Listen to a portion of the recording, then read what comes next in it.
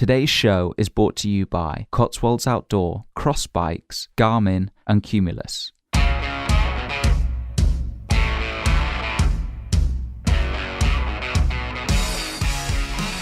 Hello and welcome to We Need More Heroes. In the age of Donald Trump as president and Kim Kardashian a role model for millions, it's easy to lose hope. But there are still brilliant people out there who can inspire us to live better. Join me, George Beasley, on a mission around the globe to find them. We Need More Heroes aims to inspire and guide ordinary people to live extraordinary lives. Visit weneedmoreheroes.co for show notes and more info. If you enjoy the episode, please leave us a review and rating on iTunes and subscribe if you'd like to hear more. Thanks for listening. Hello and welcome to another episode of We Need More Heroes. We're currently in Guadalajara, I love saying that, Guadalajara, in Mexico. We're staying in an amazing place called Casa de Ciclistas, which is basically a huge building with a bike shop in the front and free accommodation in the back for cyclists. And another really cool thing they do is teach people how to build bamboo bikes. So if you're in the area and anywhere in Mexico, look out for a Casa de Ciclistas, and yeah, if that sounds fun, then get yourself down there because it's a great place to meet cool people and to learn how to build a bamboo bike for free. So pretty amazing. Now, on to today's guest. In 2015, he set off on a 5-year bike ride around the world to accomplish something no one had ever done before. To visit all 7 continents, cycling over 100,000 kilometers through 60 different countries on his bicycle. Building on his work as a primary school teacher, he's inspiring kids around the world to live life as an adventure, which I absolutely love and really rings true with the We Need More Heroes message. He is also raising £100,000 for charity in a mammoth fundraising attempt for amazing organisations like the World Cancer Research Fund, WWF, and Parkinson's UK, to name but a few. And to top it all off, he's cycling the whole way round dressed as a superhero, the perfect get-up for this podcast. So without further ado, Will Hodson, welcome to the show. Good morning. Thank you so much. Just from hearing that, I want to go to Guadalajara and have that sounds amazing. Free accommodation in the back and a bike shop and a bike fixing place in the front. That is my kind of dream place, yeah. It's pretty amazing. There's loads of cycle tourists here, so you've got lots of cool people with interesting stories. Then it's sort of a co-op, 2 bike shops, so you just go in and you can take bits, leave bits, swap bits, and there's somebody always there to teach you about bicycle maintenance and all that kind of good stuff. So it's it's pretty awesome. Yeah, I'm definitely going to be using those Casas de Ciclistas. They're all through South America, aren't they? Yeah, I think they're government schemes that they set up here. So awesome, pretty amazing, definitely worth checking out. And thank you for that introduction. Things have changed slightly. Here we go. What was originally just going to be a quick 5-year round the world bike ride. I've had to kind of apologize to my mum and dad and say it might be a little bit longer than that. It might be 7, because it's taken me 3 years almost to get to Vietnam, where I am now from England. As it sounds like you're familiar with, the deadlines are being pushed back a bit. So it's a 7-year trip, finished hopefully in 2022, and I had a little bit of a refocus when I got to Singapore, and because my dad's Parkinson's has been getting pretty bad recently, I'd made a really tough decision and contacted you're right, I was raising money for several charities when I left the UK, but Parkinson's has really taken over the sort of focus of my fundraising with my dad's condition. So I sent the other organisations an email and said, this is really tough, but because of my dad not being very well, I'm just going to raise money for Parkinson's charities from now on. And so I've stepped up the fundraising for them. I'm trying to raise £1 million for Parkinson's charities now. Wow. I'm adopting a local Parkinson's charity in whatever country I'm in. And since I've just made that one sort of charity focus clearer, people have been much more responsive, and there have actually been many more donations coming in. Like a school I went to just last week, the kids gave 5 million dong, Vietnamese dong, which is about £200, I think, of their hard-earned money through some fundraising in schools to Parkinson's, which is, yeah, incredible. It was a hard decision, but just bringing it back to what's really personal to me. Yeah. Wow. Well, obviously, really sorry to hear about your dad, but it's amazing that you've managed to raise money along the way, and also this new huge target of £1 million is pretty phenomenal. That's amazing. Yeah, it's going to be. I've chucked a lot of things into this adventure. The cycling would probably be hard enough, but I've made it extra hard for myself by trying to raise that £1 million for Parkinson's, and visiting schools along the way is quite tough. Just to logistically email the schools in advance and set up a date, and then you have to commit to that date of arriving there, which is kind of tough when you've got various things breaking sometimes on your bike and your body, and sometimes you might want to stop somewhere if something interesting happens. But yeah, those school visits and that extra little bit of work and stress of setting those school visits up is so worth it, because I always leave a school slightly knackered from sort of assemblies and sort of talking with the children, but really energized as well by their sometimes crazy generosity, like that gift of 5 million dong in this Vietnamese school, or just their words or their pictures, or just their smiley faces, and their emails they send me afterwards, asking me questions mostly about how I get across oceans and seas, which I think is a very valid question, but sometimes very personal ones like, do you ever shower? And how do you go to the toilet? How do you go to the toilet? And how old are you? And do you have a wife? And kids' directness is just hilarious. That's great. Kids don't tend to have that kind of filter, particularly young ones. They'll always ask you just like, so where do you poop? Yes. And you're just sort of like, well, everyone was thinking it, but you actually decided to ask it. So I guess I have to answer that in front of this 30-person group now. Yeah, the trickiest question I was asked recently was, why do you wear your underpants on the outside of your clothes? And in my head, it vaguely makes sense, because when I was younger, Superman did have red underwear in the movies with Clark Kent. And I should know this. Who was the original Superman? Put you on the spot. Christopher Reeves? Yes, when Christopher Reeve was Superman, he definitely wore the big red pants. But nowadays, I don't even know who the modern day Superman actor is. He's just got this blue muscle suit, and the kids are looking at me like, Superman doesn't wear underpants. We don't get yours, but why are you wearing them?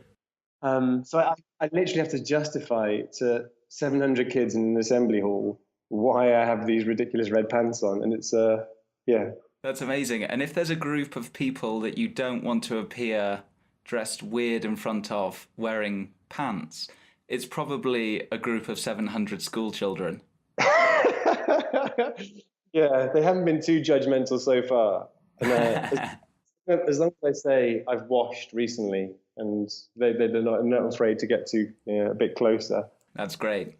I do start off on the back foot sometimes of, this guy's a little bit weird. But hopefully by the end of, the videos and the photos I've shown them, that they're thinking, I quite fancy going for a bike ride. Maybe I'll leave the pants out of it. Definitely, I think cycling in that outfit gives it a whole different level of appeal, though. It's something so much more interesting and fun and special. So I can also recommend it, George, from a safety perspective. A super cycling man would obviously endorse safe cycling. The Cape, it's obviously you can be seen from quite far off. I think in Vietnam, people might be thinking I'm flying the Vietnam flag off the back of my shoulders. This is why they're being very supportive. But I think it's because it flies out to the side. There's lorries and cars, actually mostly motorbikes here in Vietnam. Millions of motorbikes. Apparently 6 million motorbikes in Ho Chi Minh City. Good fact for the day. Wow. You can look around. There's always some motorbike going past you. Vehicles are giving me a bit more space because of my cape flying out to the side sometimes. So I can recommend, George, and maybe there's my challenge, my superhero challenge to you, is to one day try wearing a cape and see how it changes things. Funnily enough, I own a cape, and I used to make them when I was back home for the guests when we were recording this show back in the UK. And I used to send them a cape that said, "We need more heroes" on it. So I wish I'd have bought one of those, because that would be amazing. Maybe I'll have to get Mum to post it out as my Easter present. It's not too late, never too late. Yeah, we've still got a few thousand Ks to go. So yeah. Hashtag get your cape on. Love it. We'll definitely do it. let's tweak the get your freak on thing, but get your cape on. So you're in Vietnam now, and how's cycling around Vietnam been? Because you've obviously been on the road for, how long have you been on the road for now? Coming up for my 3rd birthday on the road, but it's not been non-stop. There've been, I think, there've been Istanbul, Singapore, have been Tbilisi in Georgia. They're all places where I've stopped for 2 or 3 months to raise some money, and maybe stop for winter when it's been crazily cold. Yeah, well, that's still pretty good going. Nearly 3 years on the road. It seems like we've been away forever now, and it's been, well, we left in May, so 3 years is definitely a hefty trip, and you've got 4 more to go. So it's an epic cycle, that's for sure. But let's go back to the rapid response questions. You can't have Superman in this, I'm afraid. So who are you going to go for, Batman or Spider-Man? Batman's a bit cooler, isn't he? Yeah, he's got a bit of a dark side to him. And what did you want to be growing up, Will? Well, a good friend of mine said that I obviously still haven't grown up now, even now. So I'm kind of working on it. You mean he thinks that a guy who cycles around with underpants outside and has a cape isn't a mature 40-year-old? I know. He's clearly not a good friend. That's great. I love to hear that. Staying young at heart, and cycling's definitely a way to, I think, wind the years back. Just spending time with having so much fun and doing lots of exercise and not drinking too much. So yeah, I think that's. Yeah, I couldn't agree more. I learn a lot from these school visits that I do. I do think we should be more childlike if we can, not childish. But yeah, childlike. I think it's a good thing to do. And I met an amazing family out here, and one of their children was involved in MUN, and I thought it was something to do with Manchester United, but it was much more interesting. It was the Model United Nations, and I just wondered what would happen if children did have more power. Yeah, to think about that for a bit. Yeah, if the children were in charge, I think the world would be a better place. Yeah, that would be interesting. Just like water fights most days, getting up at noon, and then have some food, play outside, afternoon nap, and then. I think this Model United Nations was very highbrow. I could barely understand a lot of the topics being discussed there. What is it? I'm not familiar with that. Model United Nations. I think the children represent a country. So the boy I was speaking with, he was representing Egypt. And with other children from around the world, from different schools, they would come together and discuss issues like child exploitation. And I think it's amazing that young people are getting involved in really sort of hefty debates like that. And I'd be really interested to see what their policies would be like compared to some of the actual leaders. Well, I could imagine it in a few countries, but let's be honest, you're not going to get a 12-year-old who can outsmart Trump, are you? I mean, that man is a living embodiment of genius, political tact, and brilliance. I've got to cycle through America, George, so I've got to try and watch what I say about Trump. I might well be staying with a few Trump supporters. It's a very weird experience. Because over on our side of the pond, everybody thinks that he's an idiot, and so you can talk very freely about it and say, "Ha ha, isn't this funny?" And then we got to Alaska as our first destination. Lots of Republicans, libertarians, and in all honesty, a lot of them don't like Trump and they think he's a bit of an idiot. They just hate Hillary with a passion. But they voted for him because they still think he's a buffoon, a lot of people. But then you would just meet people and they would love Trump, and they would be telling us about how terrible Justin Trudeau is for trying to legalize marijuana.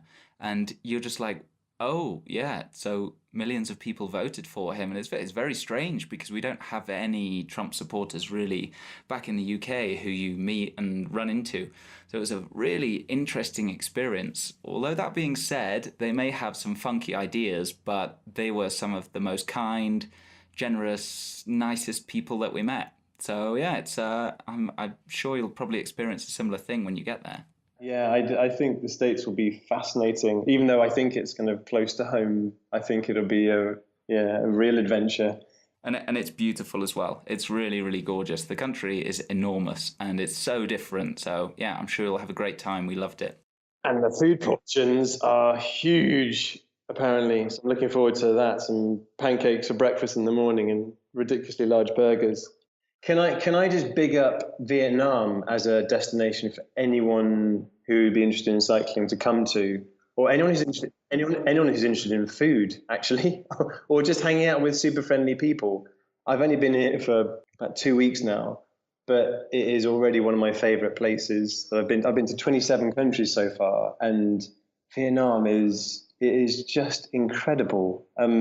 I've had "Welcome to Vietnam" said to me several times, which is just the nicest thing to say to someone when you're a stranger in their country and you can't speak another language. I've had melon handed out of a lorry window when we've been driving down a dual carriageway at 20 miles an hour by a lorry driver. I've been invited to, I don't know, have a drink with a guy on a motorbike, which would be a bit dodgy back home in the UK, but it just felt right to do here. Yeah, and the people here just seem really that. I read that they in the Lonely Planet they have there's a lust for life, and there really is that kind of there's a real high energy about the place, real happiness about the people here, and it's a really infectious thing. I look forward to getting out onto the crazy busy streets with all those 6 million motorbikes zooming past you, with not many traffic rules and not everyone's wearing helmets and all those kind of things. But it's a really fun country to be, and I'm really, as you can tell, like in love with the place already. Yeah, it sounds wonderful. I would love to go. I've never been, done a little bit of Southeast Asia, but Vietnam, I've only ever heard amazing things about that place. Have you got any inkling as to why they have this zest for life? Yeah, I am. It's just my own opinion, but I think it has come out of a few war-torn countries that I've been to. There's a kind of, yeah, we've been through some really horrible times, but you know what? We're going to make the most of every day we've got because we don't know what's going to happen tomorrow. So I think hardship does sometimes bring with it, that amazing kind of positivity. So in Georgia, which is still having troubles with borders being infringed on, and you never know if they're going to get it from this country or another neighboring country. They are the most fun-loving people, on the planet. Constantly, I was getting asked for, do you want to join us for a supra, which is just a huge multi-course banquet by total strangers, or handed a glass of cha-cha homebrew out the boot of a taxi by a local guy there. And it's the same kind of same in Serbia with their recent horrific past with war and conflict. And Vietnam is very similar too. So maybe only 45 years ago, maybe, the country was engulfed in civil war. But out of it, people have just emerged, so positive, and there's real pride in the country with lots of pictures of Ho Chi Minh and the Vietnam flags in the streets. What the nicest thing about being a tourist here is that they greet you and smile, and they're keen to show off their English, even if it's just hello. But there's nothing really demanded in return. It's not because they want a selfie with you. That's an annoying level of, sort of greeting tourists. And when I offered a man, would you, can I buy you a drink? Because this a scooter driver had allowed me to put my hand on his shoulder, and he was dragging me through the streets of Ho Chi Minh City when I was on my bike. So he was sort of pushing me on his motorbike, letting me go cycle faster through the traffic. When I said, "Oh, thank you, that was very kind, can I buy you a beer?" He just said, no problem, and just scooted off into the distance. So it's genuine, I know, kindness and warmth that is what I'm picking up on in Vietnam. And it's a really infectious thing. I would love to come back here if they did something about the horrible pollution. That is a problem here. There's a lot of polluted rivers, and the air is a funny color. Yeah, and there's a feeling in your throat sometimes with all the pollution here, unfortunately, because people have just moved off bikes apparently in the last 10 or 15 years, and they just swap them for motorbikes and sometimes upgrading them to cars, even though they have to pay 3 times the value of what we might pay back home with the crazy taxes that are imposed. But yeah, pollution's a big deal. And that seamless link, George, is how I tell children and anyone else who wants to listen to A Man in His Underpants. That's what I say, that you can be a hero by just doing something to help the environment. And it doesn't have to be, something huge. It can just be maybe cycling once a week, walking once a week to work, and getting off, you're getting out of the car. Because if 12 million people made a change in a city like Ho Chi Minh City, it would make a huge difference.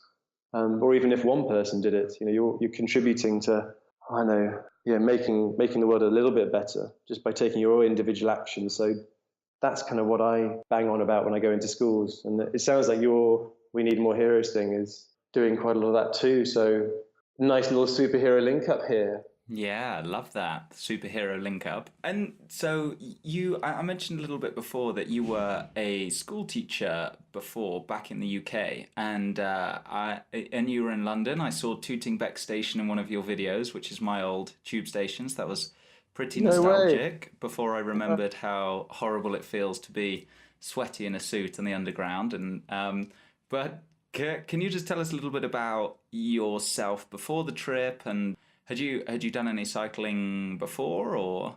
Yeah, I've always loved cycling. It was the first kind of sport or physical activity I got into after crawling, obviously. I can remember just cycling around my garden and my dad teaching me how to get off stabilizers, and I just loved that freedom of, hey, I can explore the whole street now on my own. And then the adventure just grew and grew. Like I loved cycling around my local forests near where I'm from in Bewdley, in Worcestershire. And then when I was 15, I cycled across the whole of England, which sounds massive, but actually it's incredibly narrow, at the narrowest point you can find. And it took us about a week to do that with 2 friends. And that, I think, is what got me hooked on cycling from A to B. Because in that adventure, when I was 15, I just didn't know what I was going to see each day. I didn't know who I was going to meet, and just knew was a very exciting thing and a very addictive thing for me. That every day was a bit of an adventure, and I didn't know what was coming. And then, just over the years, my cycle plans, my confidence has just grown into, if I can do one country, I can just do 2. If I just keep eating more and resting occasionally. And I think that 15-year-old adventure gave me the confidence to go for the big dream of cycling around the world. It sounds like a crazy adventure that only the fittest athlete could possibly do, but it's totally not. Like I'm probably averaging 30 or 40 miles a day, which I think anybody could do. So your adventure, you're cycling around and you're doing this 100,000 kilometer trip, and on the way you're talking to schools, and you're going through all 7 continents. So Antarctica was definitely something that people tend not to cycle through. So how are you planning to do that, and especially dressed as a superhero when it's pretty cold out there? What's the deal with Antarctica? So when I was planning this ridiculously big bike ride maybe 5 years ago, back in the comfort of a rented flat in London, I took a map off the wall of the school I was teaching at, and I just started drawing a wiggly line across where I wanted to go. And to me, it didn't feel right to leave out South America or Africa. I really wanted to go across every single continent out there. And once I'd committed to going across every continent, then I had to include Antarctica in that. Those were just the ridiculous rules that I set for my own adventure. And they are my own silly rules. But it's as well as I've added in, I don't want to, I'm trying not to take cars or buses or trains, but everyone's adventure is different. No one's better than another. And that's one thing I've learned on the way is just, you set your own rules, you make it as hard as you want to for yourself. So Antarctica is definitely going to be crazy, crazy difficult. It's the one that is very, very out of my comfort zone. I'm not going to reinvent the wheel with that leg of my journey. I'm going to get in contact with people who've been there and done it. So there's an amazing lady called Mariah Leijerstrom who has already cycled to the South Pole. So I'm in touch with her, and I'm going to get some tips of what she did to survive and to successfully get across that continent. All I'm going to do is take it a little bit further and go beyond the South Pole and go like coast to coast across Antarctica. So I'm adding on maybe a couple of weeks beyond the South Pole. And that's what I find really exciting. No one's definitely cycled the world in their underpants. I'm definitely getting a certificate for that.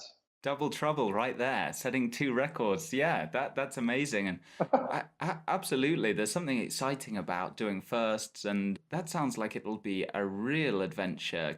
Going around and talking to schools, and that just sounds wonderful and inspiring kids, but that sounds like it will be the real challenge of your trip, cycling through Antarctica. And to go coast to coast is going to be an amazing adventure. Yeah, well, just defining where the coast is in Antarctica is a big issue because there's huge chunks of. Can you tell I used to be a geography teacher? Apparently, there's huge chunks of ice out there, but underneath that ice is some rock. Which, here's the teacher bit. That's what makes it a continent. There has to be rock underneath that ice for it to class as a continent. So that's why the North Pole is not on my list of continents, because it's just ice floating around up there. There we go. Super Cycling Man has taught you a valuable lesson. Geography lesson and adventure inspiration. Winning. So what for you is the purpose behind the trip? A lot of it is my own personal happiness. And that sounds incredibly selfish, but I don't think it is. I've got no issues with people doing things that make them happy. I think more people should do more things that make them happy every day and try and cut out things that drive them mad, like spam emails and anything else that drives you nuts. So yeah, it's been one of those things that I've wanted to do for years and years, probably since I left university. So 15 years ago. It's been one of those things that's just been sort of itching away. And it's an itch that I just had to scratch. Otherwise, I'd have been a really bitter, grumpy old man if I'd never had the guts to go for this big dream that I'd had. So yeah, that's the selfish answer of just looking after my own happiness. I've also thrown in other things into this adventure that I just love doing, like those school visits. I do love teaching every now and again.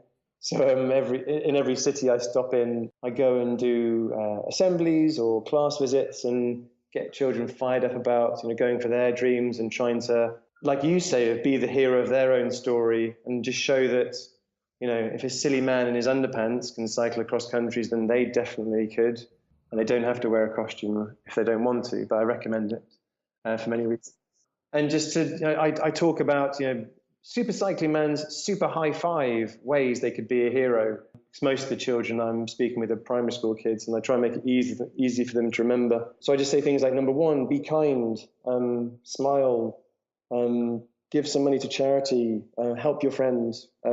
2, go for your dreams. 3, don't give up. 4, look after your health by cycling or eating bananas. Or 5, look after the environment. And hopefully they'll remember to do one of those superhero challenges every day.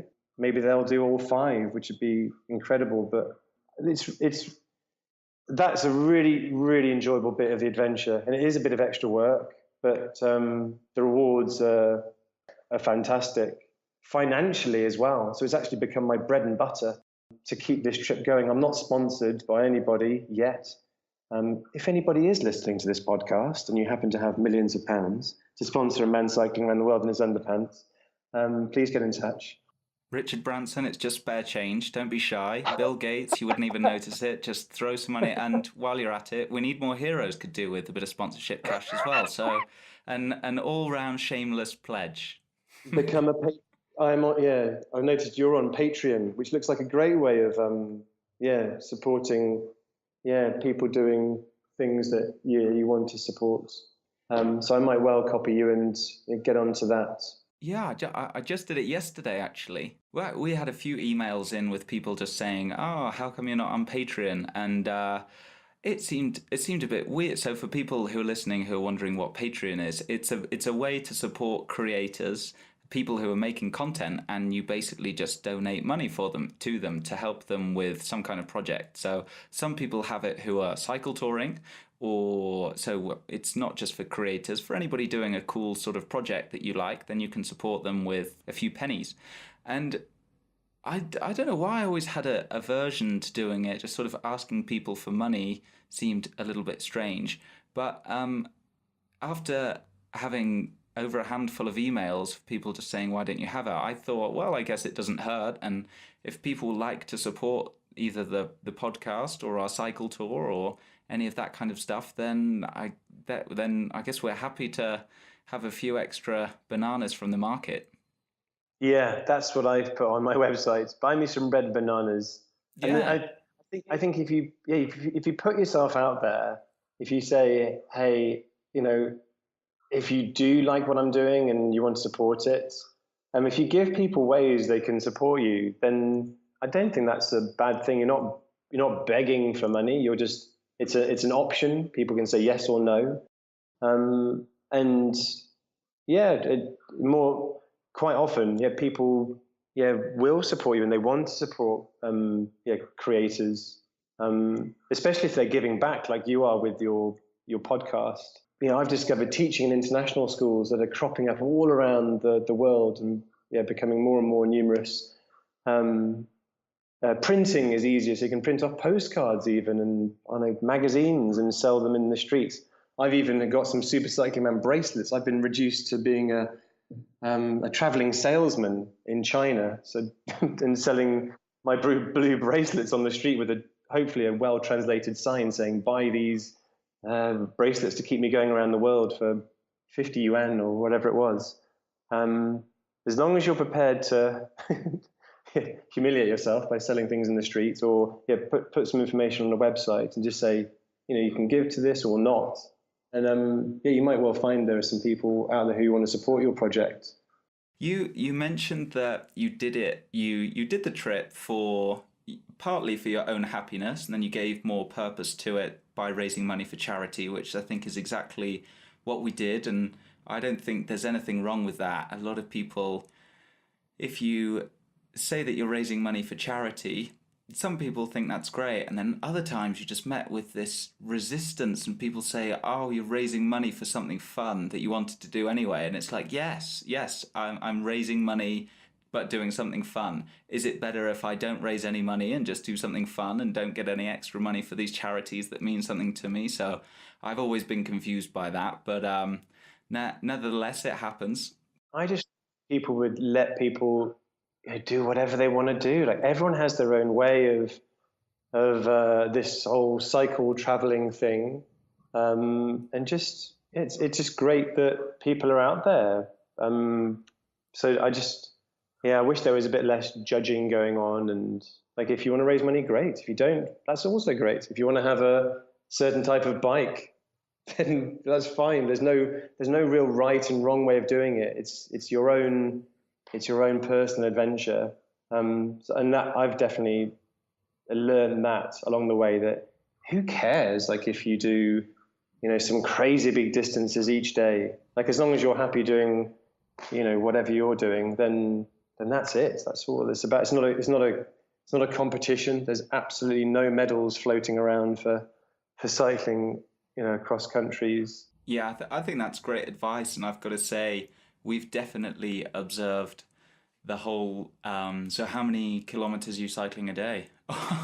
Oh, you're only doing 100. Ah, interesting. Do you guys wake up late, or and yeah, people competing with each other, and they always want to be going for longer or further, and you're absolutely right. You should be doing this trip for you, and if you want to raise some money, then great. But ultimately, it's there are no medals, just like you said. So yeah, I really like that. But I just wanted to ask you again on the happiness point. You said that you did it for your happiness, and do you think it's made you happier? Are you happy now? And Sure, I'm extremely happy now in Vietnam. It's a very infectiously happy place. I know that as soon as I get out of this comfortable flat that I've been given for a few days, that once I get out on the street, I'm going to be, I'm going to have several random conversations with some Vietnamese people. They're going to be saying hello. They might say the nicest phrase I think in the world of welcome to my country. That really makes me feel, yeah, so happy when that's said to me. But yeah, I think I've cut out a lot of stuff. People would say grown up stuff that yeah isn't a lot of fun. Like I don't have any bills to pay. If I do, then they're kind of just all dealt with online. Like say a subscription to my GPS tracker that lets me plot my map live online. But yeah, I've a lot of the kind of the boring stuff of of my regular life in London. I've just cut out, and now I'm just doing lots of things that I enjoy. So I love cycling, obviously. I love traveling. I love part-time teaching, emphasis on part-time. And I've always loved raising money for charity. That was one of the, so when we did the like a Cross England bike ride when I was 15, we got excited about raising some money for the British Heart Foundation. Maybe largely because we got a free T-shirt from the charity, but also because it was going to a good cause. But yeah, that was my first job when I graduated. I got a job at Cancer Research UK, and yeah, I really liked that idea of giving back and helping organisations that help others. Yeah, over the years, I've dressed up in a banana costume and run a marathon, or a gladiator costume, and I've done some canoeing. So I get a real buzz out of sort of combining sports challenges with fundraising, like many people do. So I was trying to think of a good job title for me recently. I was thinking adventure fundraiser, traveling teacher. It's a bit of a mouthful. That sounds like an amazing job title. I please sign me up. I'm there as well, definitely. And I think the costume takes it to the next level. We've got to get some of those. It's so boring to say. Well, then again, I'm sitting here in some very bright lycra shorts with some lovely pasty legs with a bit of strawberries and cream going on, as it's 37 degrees outside here, and certainly not made for an Englishman's skin. So why you're already looking kind of ridiculous by the sounds of it, George. So why not just take it to the next level, just fully embrace that weirdness and stick a cape on? Sometimes I think pants can make, bulging lycra more decent in a way. Wardrobe tips with Super Cycling Man. Part two. Part two. God, we're nailing it. So, what for you has been the most rewarding part of your journey so far? You've cycled a long way, talked to lots of kids, and met lots of people. What's been the most rewarding thing? I think just the day-to-day conversations with everyday local people are, they're really fun, and sometimes they can turn out to be very, thought-provoking, quite deep. So one man in Turkey who I met, I just went into his shop and I just wanted to buy some biscuits and some water or something. And just as I was leaving, he said, "Do you think that Turkish people are barbaric?" And I just had, my mouth was kind of open, and I just wanted to almost say, "I just wanted the biscuits, and I'm getting out." But it led to a really, really kind of heart-to-heart conversation about my thoughts of Muslim people and Turkish people, because the night before I'd gone to his shop, I'd been given a place to sleep in a mosque for free, a total stranger welcoming into this religious building, not a part of, but they were open enough to allow me as a Christian into and part-time Buddhist into their mosque.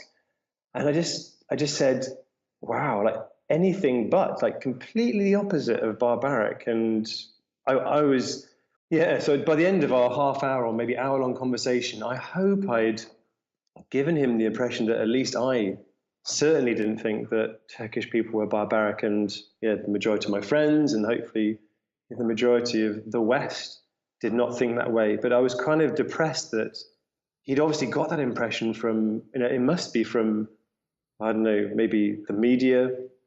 I thought was probably guilty of giving him that impression.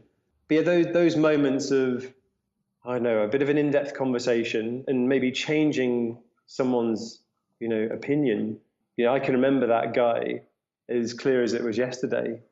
So yeah, those moments, those sort of human-to-human moments, that's what life is all about. And those are some of the best bits of life, really, if that doesn't sound too, crazily pretentious and deep. But yeah, it's the people on this trip that I'm fascinated by. It's not about, the distance. I try not to bang on about, I'm doing 100,000 kilometers, and I just approach it as I'm going for a bike ride today. Yeah, eventually I do want to get around the world, but yeah, it's nothing more complicated than I'm going for a bike ride each day. And yeah, it's the people's stories along the way that are becoming more and more important to me. I stayed in a temple recently in another part of Vietnam, and the guy warmly welcomed me into his temple. And I met a young boy there. I think he was about 10 years old. And the boy showed me around the temple. And I just innocently asked this boy, where's your mum and dad? And he just waved his hand and said, as if to say, no, they're not there. And it turned out that this boy had been abandoned in the temple when he was, a baby, and the monk had brought him up, for the last 10 years of his life. And I was just blown away by this kid and this monk's story, that this was, this was going on, and this was more than just a religious building. This was a place of refuge and a place of looking after others. And yeah, that sort of stuff about humans being kind to each other and being sort of here we go, everyday heroes. Yeah, it's pretty amazing, and I think the same for us as well. So if that's the most rewarding, what have you found the most challenging? Sometimes the language barrier frustrates me, because I love languages. I studied languages at university, so I like to be able to. Who doesn't like to be able to fully express themselves, especially if you want to go to a toilet, and you can't say that. It's very frustrating to be able to communicate that all you want to do is find a loo. And last night I was scratching around. I was trying to buy some food for the family that'd given me a flat to stay in Ho Chi Minh City, and all the menu, the bless her, the waitress that wanted to help me, she said she didn't speak in English, but she gave me a menu, but it was all in Vietnamese again. She looked at me as if she was helping me, but I couldn't read a thing. So yeah, the situation wasn't improved by this wonderful menu. But then luckily, a local lady just spotted that I was having trouble. She came over and said, how help you? So she just wanted to help me with her basic English skills. I thought that was pretty incredible, that if she didn't speak fluent English, it was potentially quite embarrassing in not being able to fluently speak someone else's language, but she was just going for it. She was offering me help. And, over a beer, she then invited me to her table and had a drink with her. She helped me to order some delicious beef and chickens, wings, and rice and noodles.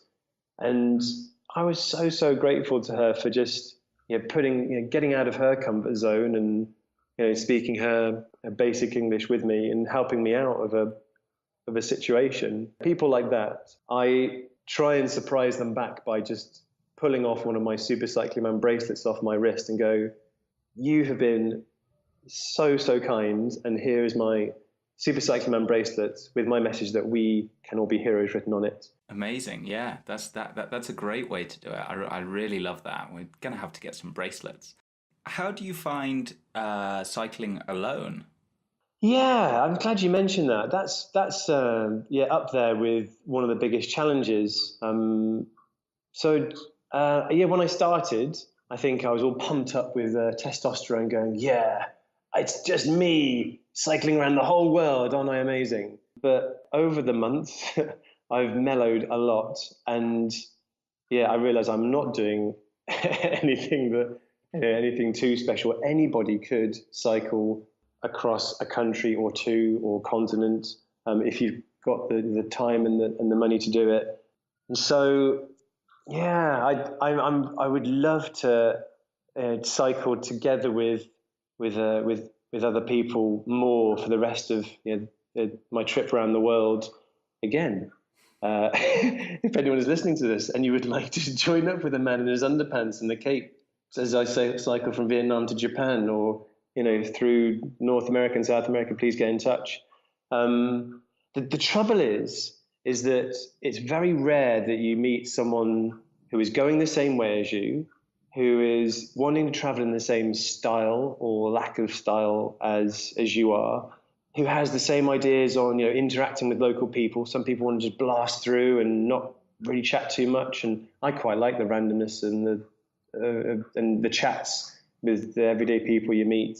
It's fun cycling on my own, but it could be a whole lot more fun if I was cycling with someone else or a group of other people. And those have definitely been the most fun bits for me. Is like, say, when I met up with Ed Pratt, who has not only got a funny name, but he's also doing a very funny thing of cycling around the world on a unicycle, aged 21. And I met up with him in China for a month, and we just had so much fun together, like building campfires, and we pushed each other to do some very fun, crazy things like cycling across very shaky bridges, and a shared adventure. Just even with one other person, the fun levels just were more than doubled with one other person with me. So I'd love to do more of that. And who knows, I might meet Super Cycling Woman somewhere out there, somewhere on the road. There we go, lady on her bicycle with her underpants, also outside there, looking for a super cycling man. He is waiting for you right now. And a nice open invite if you're looking for some cycle touring. Give Super Cycling Man a shout and go and get your cape on. Yeah. The cape on isn't essential, but I've tested this in the last few days in Ho Chi Minh City. People do say hello and wave, and they are smiley when I'm in my regular clothes. I do have some regular clothes in my bags for some days, but it is taken to the next level. People are super smiley and wavy, especially when I've got the large Vietnamese red flag with a yellow star on it flying off the back of my bike. That is also a top super cycling recommendation. Whatever country, and fly their flag off the back of your bike, because I think it's a good way to show people you're up for enjoying their country, and you're happy to be there. Yeah, I love that. Yeah, more time. You've had fashion tips. You've had practical traveling tips. George, is this? I don't think that ever needs to be another podcast after this. I think we've just done it. That's the end of adventure travel. Nailed. We've got how to get paid, what to dress, a lot of tips on what to dress. I mean, certainly don't need any more how to dress tips for adventure, that's for sure. But no, these are great. I love those little things like flying a flag or wearing a football t-shirt of the country, like all that kind of stuff really, really helps and shows that you have a bit of affinity for the country. And I think little things like that seem small can go a long, long way. And the best advice I was given, and I'm keen to pass it on, is just smile. And I've got it written on the front bag. It's like a little nose bag, just right in front of me. It's called a bar bag, I think. It's just right in front of my face. And I'm looking at it all day. It was there's an amazing lady called Anna McNuff, and her wonderful parents, who they got in contact with me, and their advice to me was just smile. And I think that is my best thing that I need to remember more of. Is just smiling breaks down all sorts of barriers. Even the grumpiest security guard or border guard would find it hard to be grumpy with you if he's faced with sort of just a sort of a smiley face back at them. I'm no harm here. I'm just I will try and go along with whatever your ridiculous requirements are, Mr. Border Guard, sir. Just keep smiling if you can. It's hard at times, but often, like, just a smile that you give will be mirrored back by someone else. It feels odd if you're being smiled at, not to smile back. And that's, I'm carrying a ridiculous smiley mascot of Parkinson's UK around the world with me. He's a toy worm called Dave the Worm, because apparently the Parkinson's scientists do research on microscopic worms that resemble human DNA, apparently, in our brains. And this Dave the Worm character, if you Google him, you'll see that he's got a permanently smiley face, which I think is pretty inspirational, especially if you're tackling something quite depressing, potentially like Parkinson's, is to keep a positive attitude and keep smiling. Yeah, and that I think you're absolutely right that just smile advice is incredibly powerful, and especially if you can't speak the language, and it can be a little bit intimidating. Sometimes you just don't want to make eye contact, and you don't want to talk to people because you don't want to feel silly, and you don't want them to realize that you can't speak fluently their language or even a little bit sometimes. But the smile, just busting that out, is amazing, and how much non-verbal communication you can have. The other day we went to we were cycling up this hill or mountain in the middle of nowhere, and there were some cowboy-looking Mexican guys sitting at the side of the road, and they all looked not so friendly, but just in the kind of way that a man looks. They've all got their amazing big mustaches and a big cowboy hat on, and sort of gave them a big smile. And we came over, and some friends who we were cycling with for the week had also pulled over. We talked to these guys, and our Spanish is not as good as it could be, and they were talking extremely fast. And so we didn't really have any idea what they were talking about. I hope it's saying Despacito back Oh at them. God, have I heard that song a lot here or what? Whew. It's certainly on every single radio station and every supermarket. If you haven't heard it, well, probably don't, but it's coming your way. We pulled over, and we talked to these guys and couldn't really talk, but just us being sort of friendly and smiling a lot, they were very keen to just show us about the way they live and what they're up to. And they said, "Are you thirsty?" And we were just like, "Well, we've got lots of water, but let's just see where this is going." And we were just like, "Yeah, we'll try whatever you've got going." Thought it was going to be tequila or mezcal, and instead, one of them sort of led us down this little path. We went over to a cow, and there's some other dude just sitting there, milkmaid style, just milks this cow a little bit, gets some warm, fresh cow's milk, pulls out some sugar and a little bit of cocoa, and then some almost pure alcohol, and puts a little tiny drop in. It's about 85%. So I was a little bit like, are we going to go blind after this? But he put in a very small amount, and it was great. It tasted amazing. It was warm. This cow's milk was super creamy. Had a little bit of a buzz on for the rest of the mountain. It was amazing. Alcoholic hot chocolate. Oh, it was so great. It definitely made the next sort of 4 hours of just grinding up this hill in the midday sun a lot better. And I really find just it's a small, pretty almost free gift from the cow and the people who gave you this drink. But I find that will keep a smile on my face, something like that, for hours, and I'll hopefully keep smiling until I meet the next person, and then you're in a good mood from the free alcoholic hot chocolate, and it keeps you going like through the day. So I'm so grateful to those people who give you those little lifts, because it is quite easy to slump into, oh, this is challenging, and oh, this is hard work, and being a bit grumpy. Can I just squeeze in like a plug about just how the world? This is what I personally believe anyway, that the world is full of nice, helpful, kind people. They might appear like mustachioed, aggressive cowboys, but actually get to know them, they will become free drink providers and very happy, smiley people. But that's a message that I try and get across to the children and to any adults who want to listen to a man in his underpants on a bicycle. That just trust in humanity. Trust people are nothing like what the news and the newspapers are telling you the world is like, because I heard a good summary of it the other day that the news it's full of exceptions. That's why it's news. It's people killing other people. It's just not that's not normal. That's why it's on the news. So the vast majority of people out in Ho Chi Minh City that I'm looking at onto now from the comfort of a wonderfully luxurious apartment block that I've been given for a bit. The people out there, they're just like you and me. They're super kind and super helpful. They just want to get through their day and earn some money, look after their friends and family.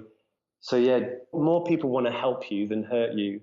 99.9% of people are good. So just the more you trust people like that, don't be naive. I think that's a risk, but I think the more you travel, the better radar you get on you for people in general. But the vast majority of people just want to help you. So have more faith in humanity.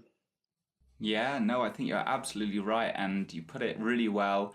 We've met all sorts of people on this trip, from those who are naive and they believe that nothing bad ever happens, and then something bad does happen, they get robbed or something, and that those things do occasionally happen, but by and large, just like you say, people are just amazing. There's kindness everywhere. The kindness of strangers will just melt even the hardest person's heart, and it just happens day in and day out, and the world is a beautiful place and filled with amazing people, and we've talked about it a lot on this podcast. Steven Pinker, the Harvard psychologist, wrote two amazing books, one called The Better Angels of Our Nature and the second one, Enlightenment Now, which has just come out, and it's all about how the world is brilliant and there's never been a better time to live. And he uses hard data and a series of something like 70 graphs of enormous meta-analyses to show how the world is just amazing. And like you say, the news gives you this kind of perception that the world is falling apart. And yet he opened one of his interviews with,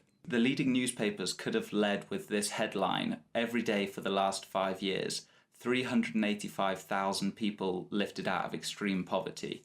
But instead, it's always the bad stuff, because that's what sells newspapers. It gets our attention because we're worried about the bad stuff, and we tend to ignore the good stuff because we don't need to be concerned about it.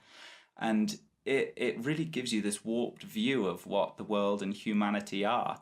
So getting out, traveling, and really experiencing, meeting these beautiful people is an incredible antidote for that. And then when you read the science behind it as well, and you see that more people are literate, there's more freedom, you're less likely to die from all sorts of horrible diseases and be attacked, and literally everything is almost as good as it could ever have been.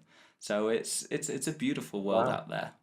Scientifically proved. Yeah, definitely worth a listen or a read, depending on how you want to consume it. But yeah, it's great, and it's nice to have that, because you get this feeling that the world is much better than we are told when you cycle. But ultimately, we have a fairly narrow experience of what it's like in the whole world. But then when you see these people who are doing these enormous studies and bringing together hundreds of different studies, and they're coming to the same conclusions, it really fills you with hope and positivity and makes you want to smile.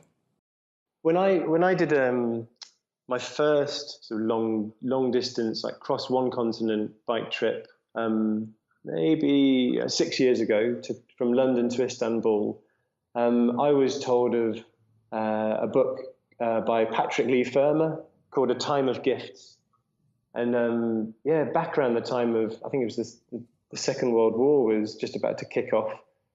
This amazing guy was traveling through, I don't know, areas like Nazi Germany was just, Hitler was coming to power. And even back then, he was walking through some pretty, very, very dangerous areas. And he was on the receiving end of, countless, shelters and offers of food.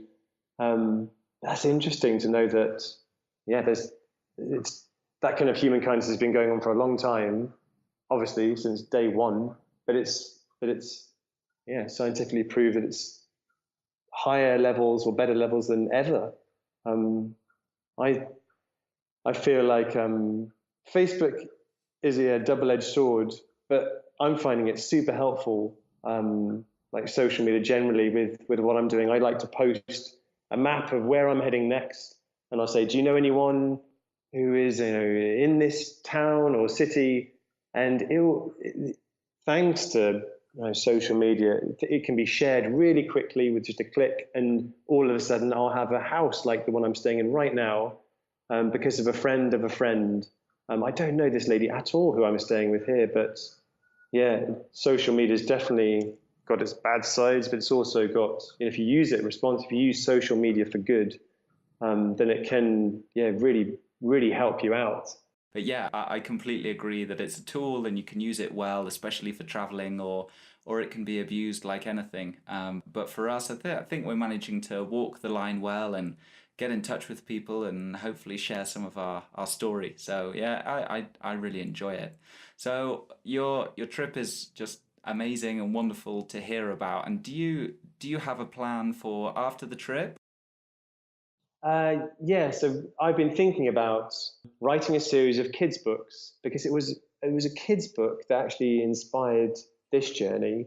What I was reading in primary school one day, that really kicked me into going for my dreams, and committing to that leave date. So I would love to write maybe a series of 7 books, one per continent, kind of like, maybe not as good as the C.S. Lewis Narnia Chronicles, because that's what I loved, that series of 7 books when I was younger. I was kind of disappointed when I got to the last one, of the last battle. I thought, oh no, that's it. I'd love to write, a series of kids' books and show them, what we've been talking about, of the world's a good place, and get out there and enjoy it and smile and learn languages and help, be kind. Just try and, if it's not too hippie-ish, increase the peace in little ways, by just holding back on saying something that could hurt someone, or just being kind to others. That's plan A. Plan B, continue doing some school talks, and obviously some award-winning TED motivational talks. And what was the other third? Oh, I want to teach, become a cycle instructor. So before I left London, I took a cycle instructor's course, and just helping people stay safe on the roads and pass on the joy of cycling, not just as a sport, but just as a way of getting around. Like I think it's a great way to do your regular commute or go to the shops, especially in somewhere like London, where most journeys are just a few miles. So I've learned that my little monkey brain likes to have variety. That's what I had in my school life. That's what I want to carry on with my adult life. I want to have several part-time jobs of, children's books, cycle instructor, and school visits and talks, and that will keep me excited. And one day I'll wake up and go, oh, what day is it today? I will do this job. The next I'll do this job. And I've learned that that's good for me. That's what works for me. And it wasn't a job that was offered to me when I spoke to my school careers advisor. I was told I should be an actuarist. Who would want to do that, George? Who would want to get into actuary? Certainly not me.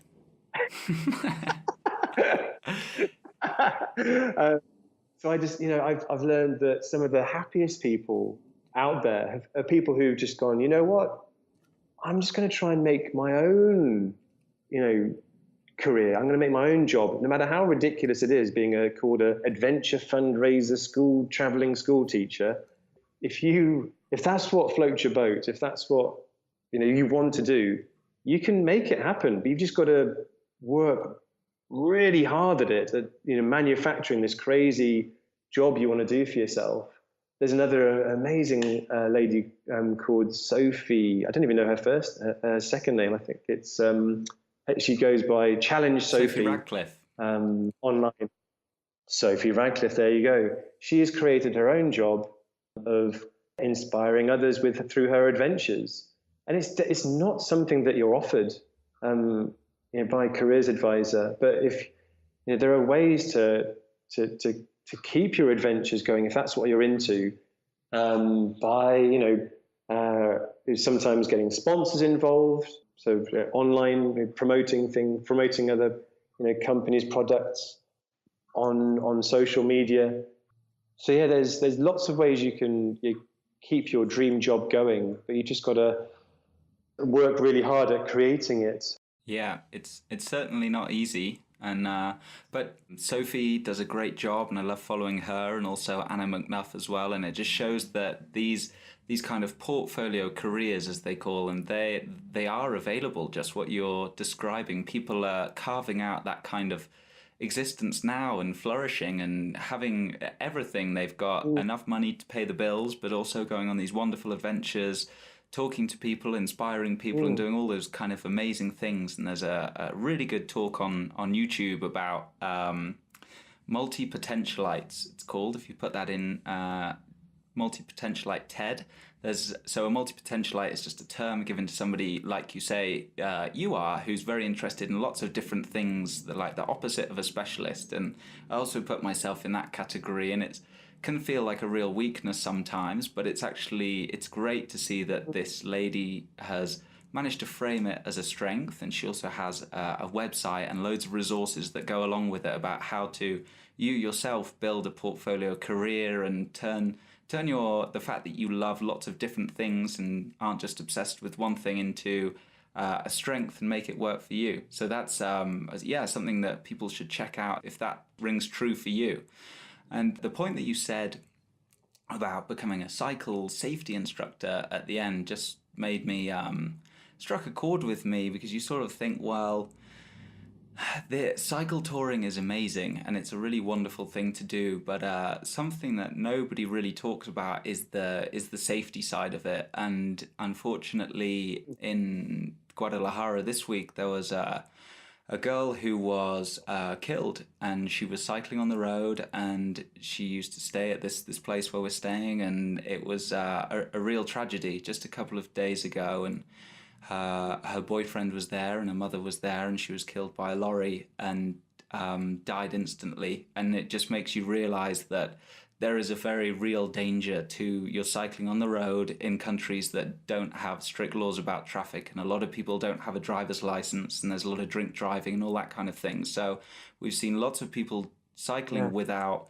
mirrors and a helmet, and it may sound nerdy to some people to say, and we've met people who don't want to do it even for just fashion reasons, but get yourself a helmet and some mirrors and use them.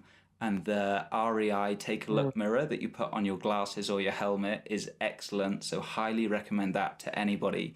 It gives you a much better view than just having one on your handlebars. So safety is something that you need to consider, and you don't want your parents to be getting that phone call or your family member or something like that. So it's a wonderful way to travel, but that there is a real danger to it. As somber as that sounds, I think it's really worth saying, because for us, before we'd seen any of these tragedies, we weren't really thinking about that, and that really brought it home. So yeah, I just wanted to drag that out. I'm really sorry to hear about that girl's death. It's really shocking. But at the same time, I think it's, when I was teaching in London, there were more and more of those ghost white bikes popping up around the city, and I think on average there were about 10, maybe 15 deaths a year on the streets of London even. I went to a big like a sit-in protest when I was in London to protest against, I think it's a movement called Stop Killing Cyclists, which kind of does what it says in the tin, just helping to improve infrastructure and improve safety for people getting around London by bike. But I don't feel any more at risk in Vietnam or in any of the countries that I've been in. Sometimes I've actually felt safer being out of London. So I definitely don't think that cycle touring or traveling across countries is any more dangerous than cycling is at home. It's still the same activity. Yeah, I think you just got to do as you said, like take precautions, keep looking over your shoulder regularly. But yeah, that's a really tragic story of that young girl. But I'm afraid it could happen Yeah, absolutely. I don't think it's exclusive to here. Wherever you are, a helmet and a mirror is always a good idea. But yeah, I think just Mm, because people tend to do these long trips and traveling through lots of countries, so if you're cycle touring, then it's probably going to be abroad. And yeah, you need to be careful, and it's certainly not to scare people off doing it. Like you say, it could happen just going to the shop, but you got to stack the cards in your favor and take all the precautions that you can without going too crazy. yeah, So, but yeah. Why not? Why not? Do everything you can to protect yourself. That's my thinking. Like, yeah. yeah. Yeah, so thank you so much for your time today, Will. It's been great. I've really enjoyed hearing about your adventure. Just one quick question before you go. Could you just tell us some of your heroes or people that you find inspirational? Okay, so when I go into schools, I think of Sarah Uten. Don't say Sarah Outen, apparently, even though her name is Outen. She inspired me and still inspires me. I often, try and think of, what. It's a bit weird. I hope she's not listening to this. As a bit, sort of can sound a bit sort of obsessive. But what, how would Sarah answer this question, or how can I engage my own, inner Sarah?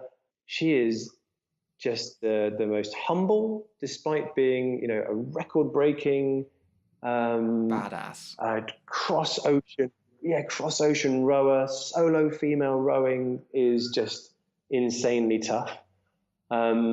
But despite having got that kind of physical and psychological strength, she's got a really gentle way about her. She's always got time for people, and that I Sarah Uten, utterly inspirational person. Same with Anna McNuff, just incredibly positive and smiley.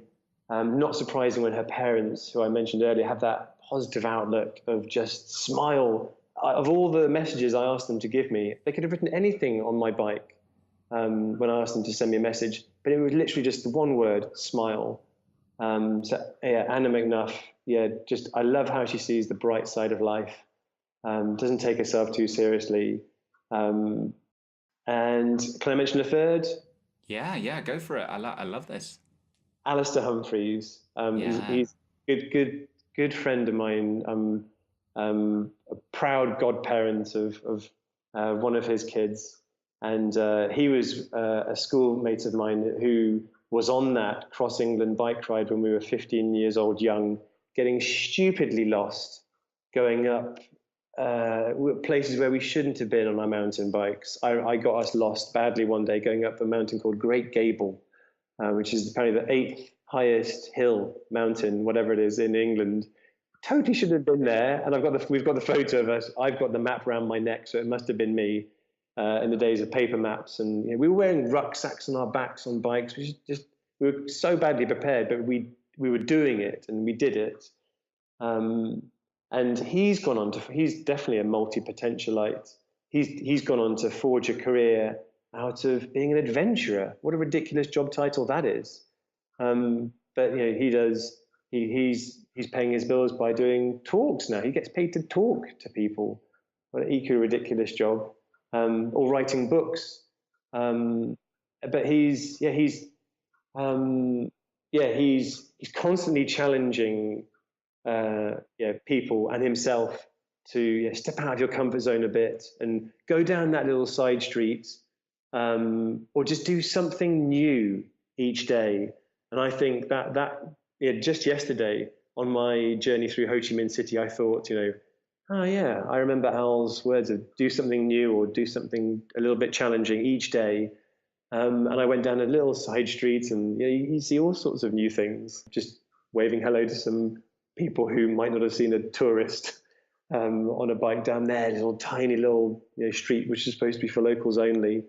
Those three people inspire me. And if it's not too cheesy an answer, I really get inspired by my parents' sort of attitude of dealing with something pretty tough, of Parkinson's. So they're staying amazingly tough through dealing with my dad's 20 years of Parkinson's, and I get annoyed if I've just got a little cut on my finger. But my dad sometimes can't even walk around the house; he just freezes on the spot. And to stay strong through something like that is definitely inspires me. And I've got that message on, right in front of my face on my bag of "Stay strong, like me," from my mum too. So that's lots of things. Lots of people inspire me, and your movement too of We Need More Heroes. I think it's great that you're doing this project, and who knows how many people you're inspiring. You probably never hear from only 3 so far, but I'm hoping to get 5 after this podcast.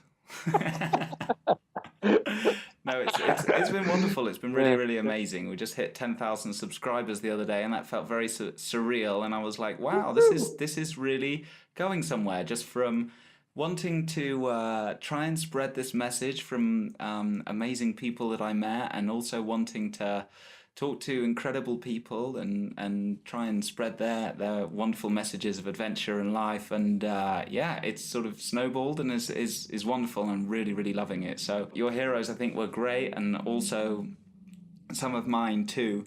And definitely wish your dad and your family all the best, and staying strong. And it's incredible what you're doing to raise money, because that really helps with the whole cause, and hopefully one day nobody will have to suffer with that. So thank you again so much for your time, and it's been great. I've really enjoyed chatting, and all the best on your cycle trip. I'm really looking forward to following you. And if people want to support your journey and mission, how can they do that if they're feeling inspired after listening to you?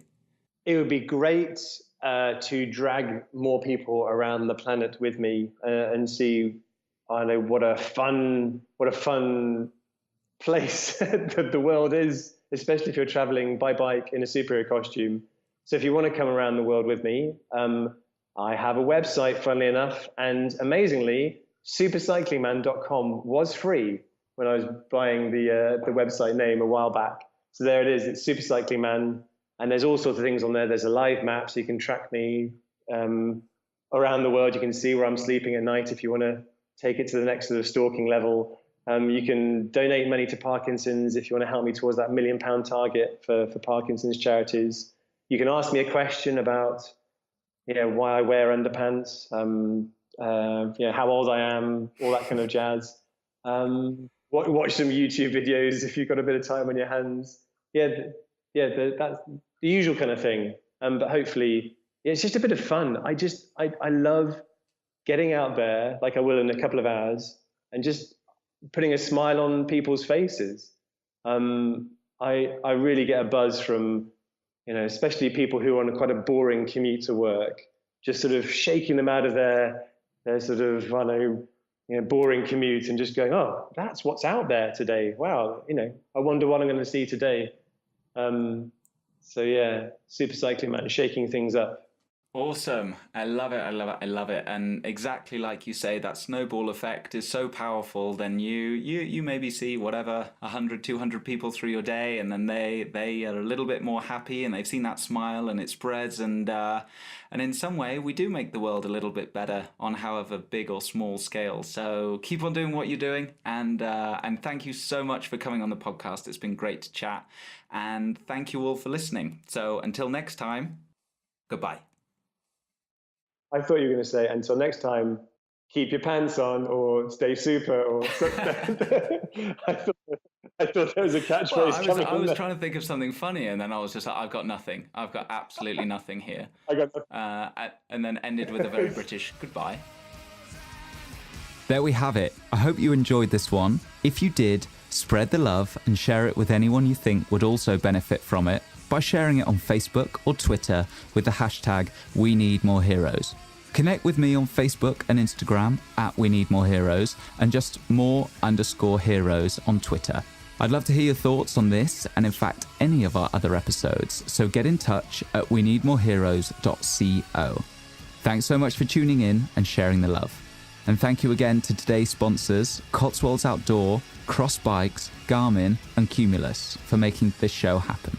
You've heard the magic, Now do something with it and be the hero in your own story.